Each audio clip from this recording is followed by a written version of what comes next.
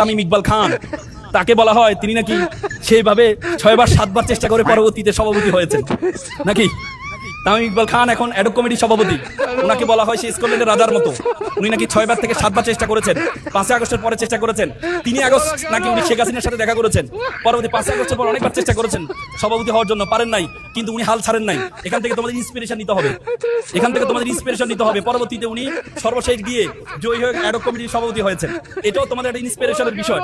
আমাদের Bangladesh cricket board নিয়ে আমরা অনেক, তোমরা যারা এখানে তরুণরা আছো, অনেক স্বপ্ন আমরা দেখি, কিন্তু ক্রিকেট বোর্ডে আমরা দেখতে পাই আমরা ইন্ডিয়ার অনুকরণ করছি। ইন্ডিয়ার স্বরাষ্ট্রমন্ত্রীকে জানেন তো আপনারা, অমিত শাহ। অমিত শাহের ছেলে জয় শাহ, উনি হচ্ছে এই ইন্ডিয়ান এর সভাপতি। তো আমাদের দেশীয় স্বরাষ্ট্রমন্ত্রীরা এটা অনুসরণ করছেন, ওনাদের ছেলেদেরকে নিয়ে ওনারা সেই সেম বিসিসিআই যেভাবে করেছে আমাদের বিসিবিকেও সেভাবে বানানোর চেষ্টা করছে।